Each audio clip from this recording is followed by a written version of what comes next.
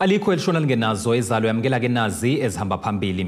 Umengameli Uthembise ukulungisa isimo sokusebenza samaphoyisa. Undunankulu uqinise ezokuphepha isifundazweni, kanti indida ngomfana oshone ngemva kokuphuza umuthi. Izindaba ze1KZN TV uzifundelwa uSiyabonga wakadumane nabezulu elidume esandlwane siyakhuleka.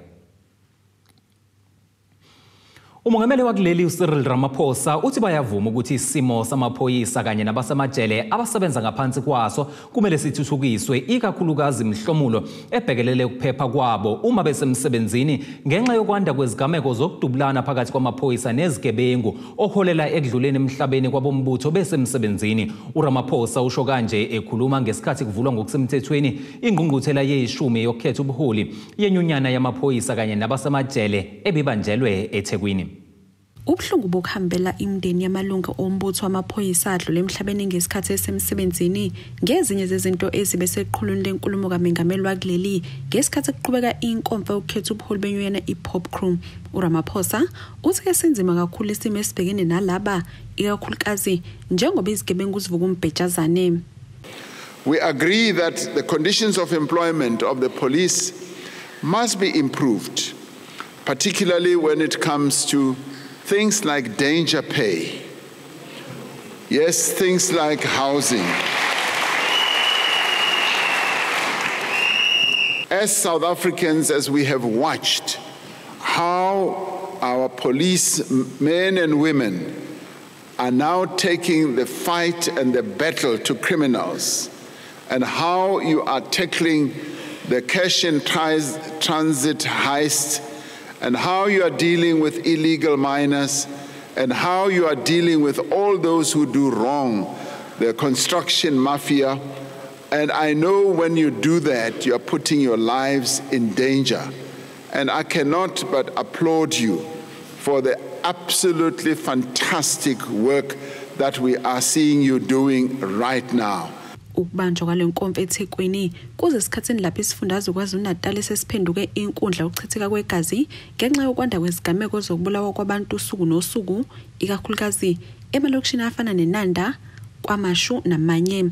uRamaphosa uphinde waveza ke ukuthi isibalo samaphoyisa sincane kakhulu masiqhathaniswa nenani labantu kuleli nokwenza ke basheshise uhlelo lokuqashwa kwamaphoyisa kepha njengoba sekwenziwa kuphuthuma maningi amaphutha.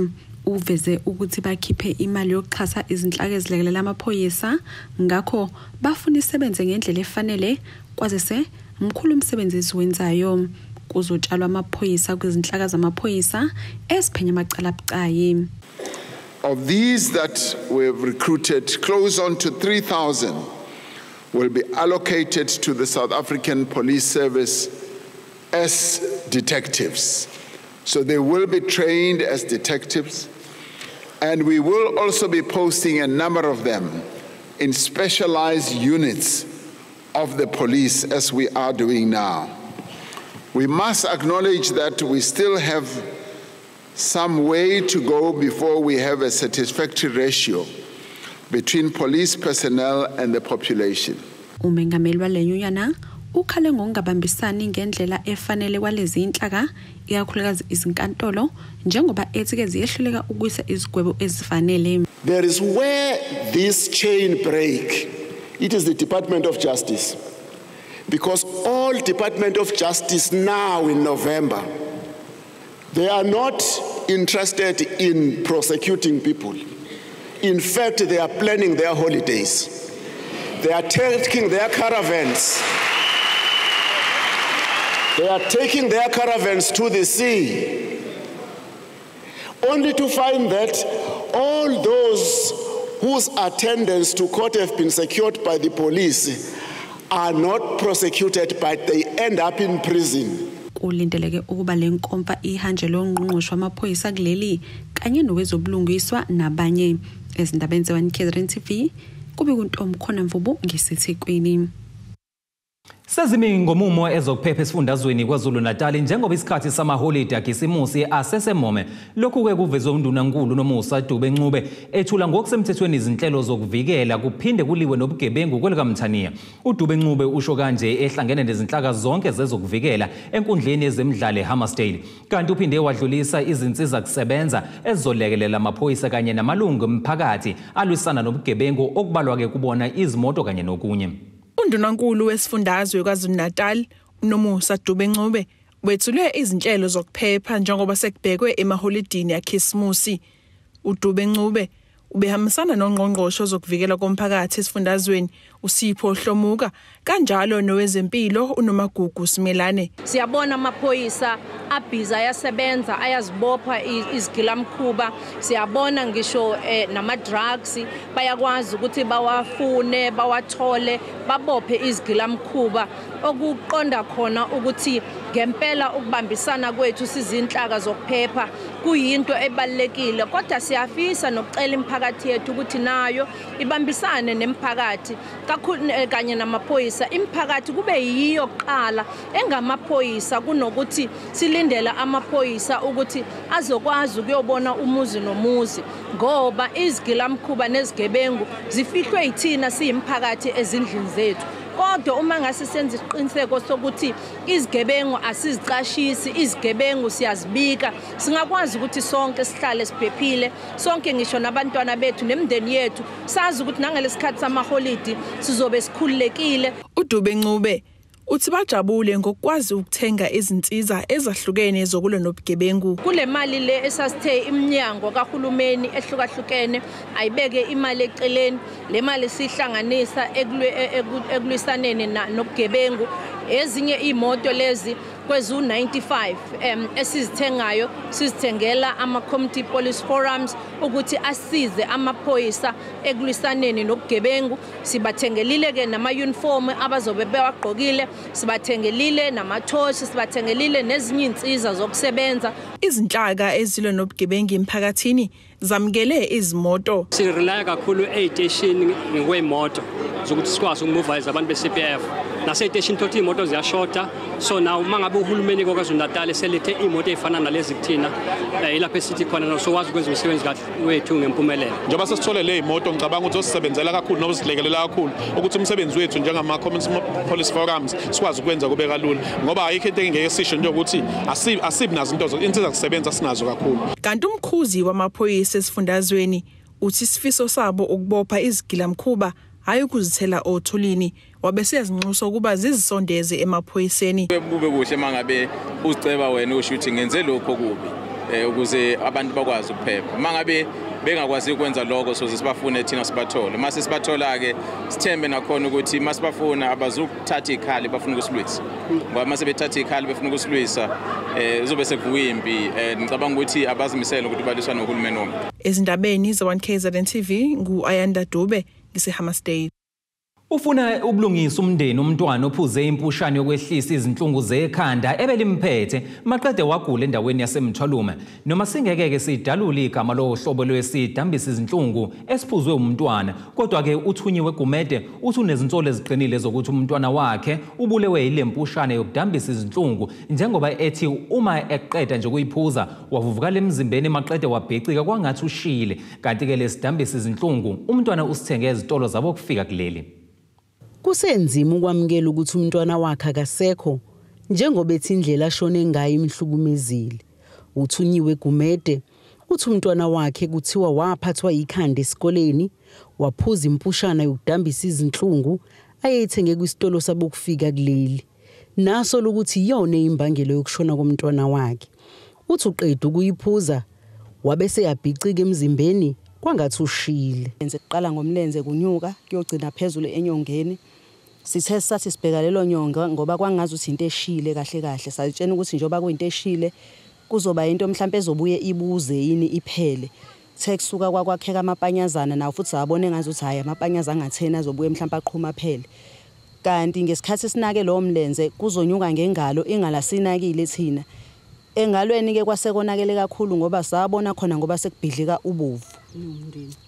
Si umndeni siyayisola kakhulu iGrandpa ngoba phela labantu abanezitolo babuye basidayisele nabo izinto zabo siyayisola nje kakhulu noma ngabe kukhona okunye kodwa nje ngenxa la iphuza qede wabe seyavuvukala ngokukhulu ukusheshsha ikona nje sivele sidale sibone ngathi uthi iyona ukhala ngokungaphathwa kahle isibhedlela nase-Shepstone mesifika khona bambuka ngamehlo udokotela weNdiya wathi hayi umntwana ufucked up usenganqunywa umlenze nengalo wakhala umntwana wayesengibizele eceleni udokotela wathi udokotela ayikho into abazoyenza lo mntwana uselinde usuku lakhe lokufa ikhansela la kule wadi likhala ngempahla ethengiswe ezitolo zabokufika but iplan bekuwukuthi izitolo lezi zabokufika bazivisithe zonke ezikhona la eMthwalume because esizodwa nje nabafika kusona ngicabanga ukuthi abantu basibonile strend on social media siveza inqwaba yezinto ezibolile ezazithathwa amaphoyisa kusona isitolo but umuntu uyafisa ukuthi if kuukuthi kwenziwe i-postmortem isheshe because umndeni wawufisa ukufihla ngeweekend ledlule okhulumela umnyango wezokuthuthukiswa komnotho esifundazweni undaba ezinhle sibiya uthi usazothinta uhlaka oluvikela amakhasimende ngaloludaba ezindabeni ze1KZN TV kubikuza Amando Sicele ngisemthwalume Amalungu enyunyana isathu kwigatsha elisempangeni aqinqe ngaphandle kwamasango omnyango wezemfundo ngaphansi kwesifunda iKing Cetshwayo ngenhloso yokuveza izikhalazo zawo kumnyango wezemfundo zokunyuselwa amaholo kanye nokuqashwa kothisha nokunye ekhuluma neziko lezindaba unobhala walenyunyana egatsheni lasempangeni uLindani Hadebe uthi abaculisekile neze ngendlela umnyango ohudula ngayo izinyawo ukuqhamuka nezimpendulo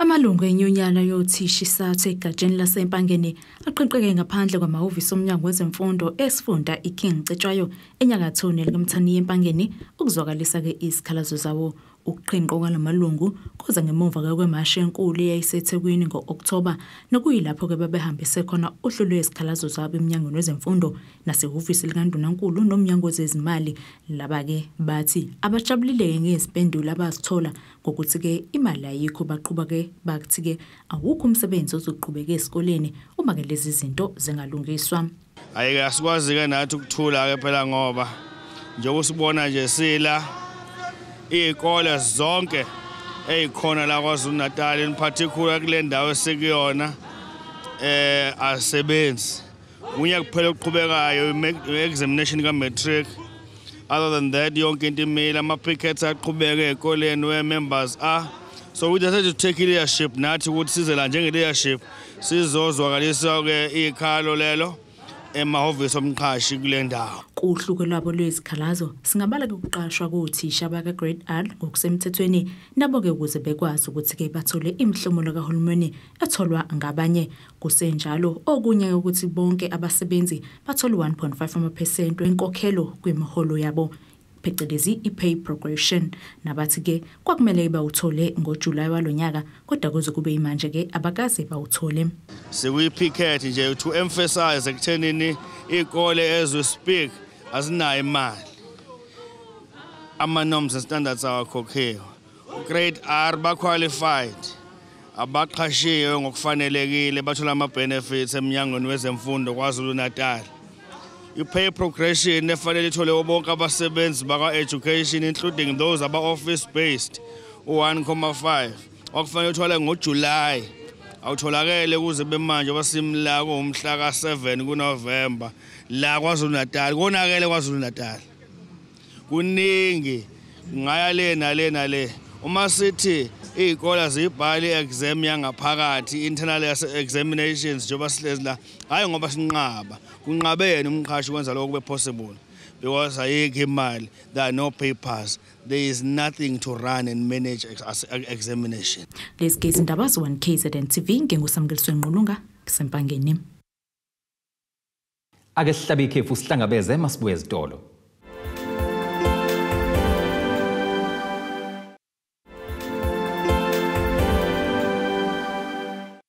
Asibingelele siphinde sikwamukele mongabe usanda kubukela izindaba zethu nazi ihloko zezindaba ezihamba phambili namuhla. Umengameli Uthembise ukulungisa isimo sokusebenza samaphoyisa. Undunankulu uqinise ezokuphepha isifundazweni kanti indida ngomfana oshone ngemva kokuphuza umuthi.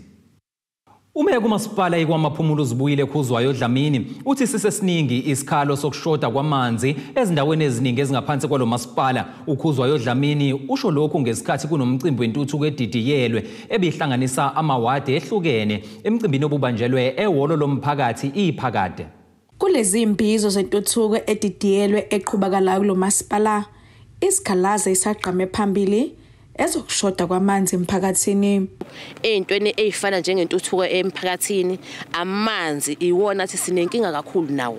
Amanzi iwona angahambi kahle bani masiyabuka eneke ewadini yethu ugesi usukhona engxenyeni eziningi sinawo ugesi, imixhaso futhi isikhona zonke ingxenye zewadi. Amanzi athi sishoda ngawo noma ekhona kodwa akasigculisi ngendlela enza ngakhona asigculiseki. Into ebalulekile esingathi ayiphuthume amathuba omsebenzi ukulungiswa kwento yamanzi ngoba kuyenzeka amanzi engafiki ngesikhathi. Echaza umeya uthi ingqalazizinda yamanzi kade yafakwa inkinga iziphehli okumele zisa amanzi emakhaya amalungu omphakathi. Mhlawumbe into esifanele siyikhulume eduzane nali lembe mhlawumbe nabanye ama district ukuthi uma ngabe kufaka ingqalazizinda angadlula isikhathi eside kungalungisa umthamo wamanzi ukuthi aya kanjani ebantwini. Mhlawumbe leyo ngqinambane engisayibonayo mhlawumbe ngeke ngisho ukuthi iyona eyikho yokuthi amanzi angaphumi.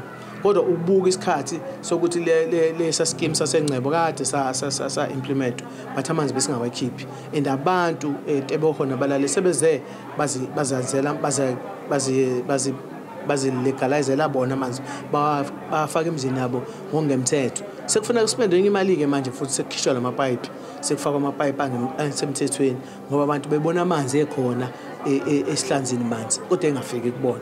Sisho ukuthi njani ke manje sebeyishubhela ke sekuyilento yinike izinyokanyoka ezokwenza ukuthi ke umasipala wedistrict yethu uphinde futhi uspende usulungisa lengqalazinda ke esebeyifakele yona abantu ngongemthetho. Ukhuzwayo Dlamini uphinde wathula usonkontileka ozoqhubeka nesigaba sesithathu sokufaka gesi embulwini kanti lo msebenzi kulindeleke udle imali lengasela ku13 million bese bangu10 amathuba omsebenzi asavelile okwamanje. Khona futhi project ekhona eGreenfield bakubiza kanjalo isewood 5 ke efando eskom nama unit 180 something ayakaqala kwekodwa kodwa sesafika sayethula emkhandweni enkosi safika necontractor kusenama technicalities akhona ngokwaka eskom enezela kule project yethu ba besihamba kabili no eskom befika identify indawo eziyama Greenfield nathi futhi sisenza ama design kwezinye izindawo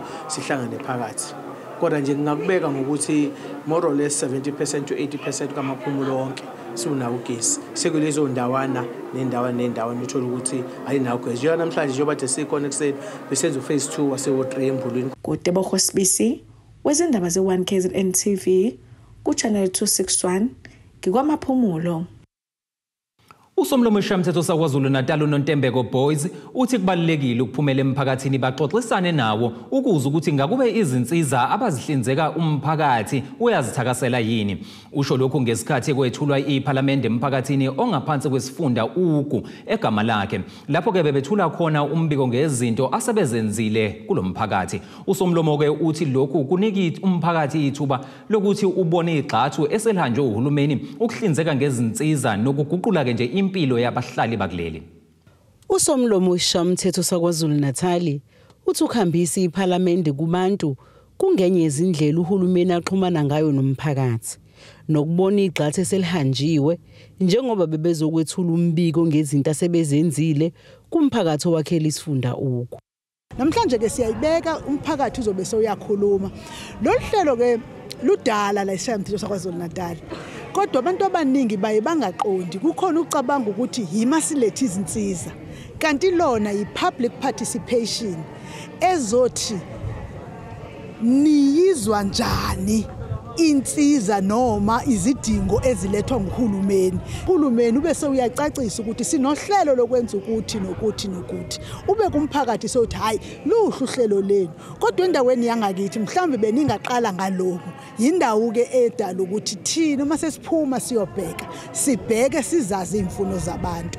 Njengoba indawo yaSogwini ihlaselwe isihlava sokubulawa kwabantu besifazane nezingane ubese enxusa umphakathi ukuthi ungafukameli izigebengu kodwa basebenzisana namaphoyisa.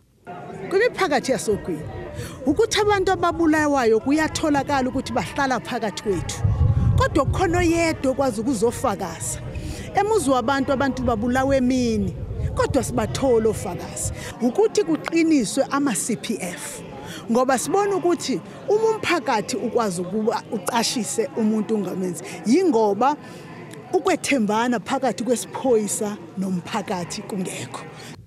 Umholi weqembu lamakholi ACDP uthi ake neme ngombiko bewethulo. Njengoba ulalele nje ireport yethu ukuthi noma sizobika kodwa sizobika umbiko ongemnandi, umbiko ongajabulisi ngendlela okusebenzeke ngayo. Wonke KwaZulu-Natal akekho umuntu ongakhali ngamanzi. KwaZulu-Natal igcwele amanzi, amapayipi amanzi, kodwa amanzi awekho. Ukhona okwenzekile kodwa kuncane kakhulu uma uqhathanisa nezidingo ezingekho emphakathini. Ukhulumela iqembu le-DA kwisishayamithetho uthi uyakuthokozela ukulethwa kombiko emphakathini. Thina as i-DA we support i-parliament and take legislated to the people ngoba most of the time abantu abakwazi ukuthi beze kwi-legislative eMaritzburg. Ezindabeni ze1 KZN TV kubika uZamando Sicele ngisegama lakhe. Izinsizwa ezimbili zakwesakamthetho kungumaqhawe eziqubu kanjalo noNjabulo Msweli abalibhade phansi ngonyawo amakhilomitha ngu513 ngenhloso yokuqoqa umnikelo wokuthengela intsha izicatshula amaqakelo kanjalo neziqholo. Zithi ke lolu hambo lube impumelelo njengoba zikwazile ukuluphuthula kwizinsuku eziyishumi ezazizibekele zona. Lezi zinsizwa ke zasukela eRichards Bay zahambela amadolobha ehlukene okuhlanganisa ke phakathi kwa uMtubatuba, uMkhuze, uPhongolo, uNongoma, uLundi, Impangeni zaze zayoyivala eRichards Bay. Emva kwezinsuku eziyishumi ababezibekele zona abalisa ababili abasuka kwesakamthetho eMpangeni ongomaqhawe eziqubu noNjabulo Msweli bagcine bekwazile ukuphuthula uhambo lwabo lwamakhilomitha ngamakhulu amahlanu ne13 513. Lezi insizwa bezilibhada phansi ngonyawo zingena amadolobha ahlukene zinxusa umphakathi obunikele ukuze kusizakale intsha ikakhulukazi leyo esuka ezindaweni ezisemakhaya ngesicathulo zesikole, amaqakelo kanye nokunye. Lezi insizwa zithi lolu uhambo lube impumelelo kakhulu kanti siphinde zadlulisa ukubonga kakhulu kumasipala wasoLundi. Siqale ngeviki edlule umhla ka25 siqale khona la eKing Cetshwayo ngaphandle kwasema-ofisini nakhona sakhupha ngo-N2 sibheka oPhongolo, sabuya ngoPhongolo sangena kuNongoma, sashaya uLundi, sashaya eMelmote, sazophumela eMpangeni nje suka eMpangeni nje namhlanje sesila eRichards Bay. Sathe u10 days bengamakhilomitha awu513. Iminikelo siyitholile, sibonga nabafowethu emgwaqeni, amahuthi, abasipha amanzi neminikelo abasinikeza yona. uNjabulo Msweli nayo beyingxenye lolu hambo uthi lokhu bebekwenza ngenxa yothando bebengaphoqwe umuntu. Inhloso enkulu bebefuna ukubona intsha yasemakhaya ithola ukusizakala. Besikwenza ngoba kusuka kuthina othandweni kithi nje ngaphakathi, njengoba sisazophinde sihambe nje futhi siphinde siqongobezelele ingane sokwenza lokho namanje kusewuthandweni. Endleleni nje cha impela hayi siyabonga kubo bonke abantu nje abebesupporta. Yebo khona bekunzima ngalendlela bekunzima ngayo, ilanga lishisa kuna nemvula simela besima khona, kodwa nje hayi cha khona kuhambekile noma bekunzima. Lezi insizwa sidela ilanga belishisa kanjalo nezimvula zagcina ziliphothulile uhambo lwazo, nakuba kunjalo zidlulisa ukuphoxeka kwazo ngokungakutholi ukwesekwa kumasipala wazo kuMfolozi, kodwa zathola ukwesekwa kwezinye izindawo. Umasipala wangakithi impela uMfolozi akukho esingathi ukwenzile kulento esiyenzayo enkulu kangaka ekulekeleleni isizwe. Uma ungasizwa ekhaya uzosizwa abantu bakude le bakwazi ukukusiza bengakwazi, kodwa la uthembe khona uzosizakala bangakusiza abantu nje. Mhlambe ke mengabe bebona isidingo sikhona bosiza, kodwa nje sihambelo 10 days akho lutho sikuzwile kubona, akho lutho nje futhi nje awasenzelanga lutho ngisho kanjalo nje. Umaqhawe eziqubu benoNjabulo Msweli bathi bazophumula isikhathi esingangeviki bese beqala olunye uhambo belibhekise eMgungundlovu kumkhankaso ofanayo. Ezindabeni ze-1 KZN TV kubika uThabani Maphumulo eRichards Bay. Ake siphinde futhi sihlabe ikhefu sihlangabeze nengosi yomnotho masibuya.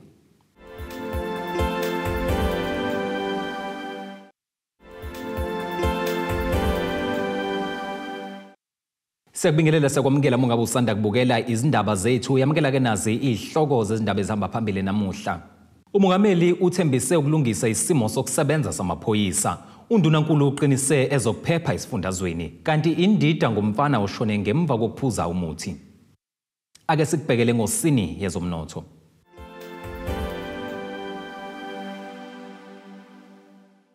Irandi lakuleleli u-18.34 maliqhathaniswa nedola lasemelika libe u-22.59 maliqhathaniswa nopondo waseBrithani liphinde libe u-19.63 maliqhathaniswa ne-euro lase-Europe.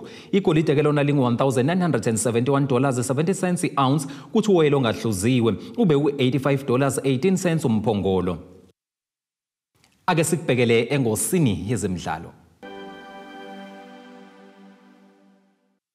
Kulindeleke ukuthi kube nendumezulu yomdlalo enhlobonhlobo endaweni yobumnandi engodini ibhunduze eshowe ngokuphela kwalenyanga kaLwezi. uThokozani Mabaso uthi ukuba khona kwalemidlalo kuzosiza kakhulu ekuthuthukiseni umnotho wakule ndawo.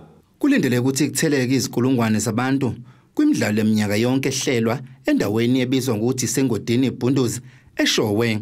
Lapha kuba nemidlalo enhlobonhlobo yezimoto nezithuthuthu namahashi neheha abantu abasuka kwizindawo ezahlukene. Kulonyaka izobe isingatho kwesikhombisa lemidlalo. Siprepare umcimbi omkhulu ozokwenzeka ngomhla ka24 kuze kushaya umhla ka26 November. Ubizwa ke ngengodini ibhundu games esiwenza okwesi7 kulonyaka siwenza sawuqala ukwenza lo mcimbi. Ingodini ibhundu games is about ngokudlalwa kweimoto lezi ezidonsa ngamasondo amane, kusuke kudlalwa ithuthuthu, kusuke kukhempiwe kuhleli kulelwe ehlathini, kubhukudwa kudlalwa ama shooting competition. Kulonyaka ke sinenhlanhla enkulu ngoba kuzobe kunanamahashi. Ngaphandle kwemidlalo baningi abantu abahlomulayo ngokuba khona kwalemidlalo njengoba badayisayo bayakwazi ukubonisa ngemisebenzi yabo kanjalo nezindawo zokulala ziyahlomula kakhulu.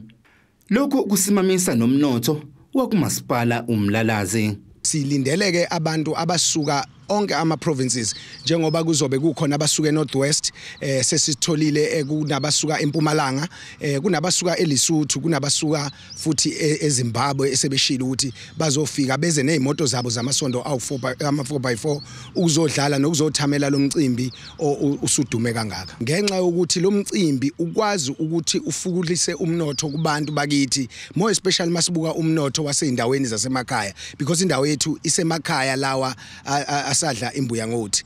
Now abantu ke bemphakathi yonke basuke kugcwele ngendlela yokuthi abantu kuze kufuneka ukuthi beyolala emzini emakhaya bese abantu laba basemakhaya becosha kuthi laba benza ama crafters basuke be display imisebenzi yabo yezandla bekwazi ukucosha abadayisayo basuke bedayisa.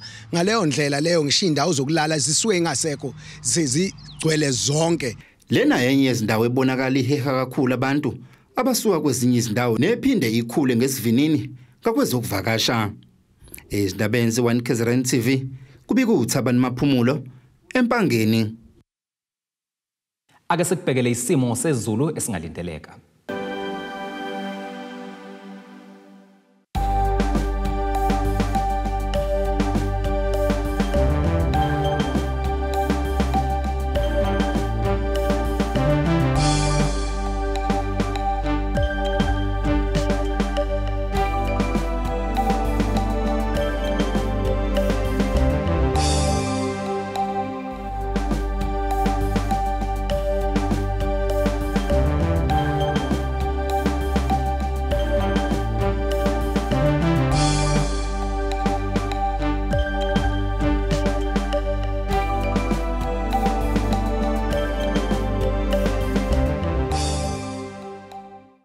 Zulumnyama ondlela zimhlophe ngiyaziguqisa kade sikuphathele zona namhlanje sihlangabeza kanjani kusasa ngesikhathi esifanayo.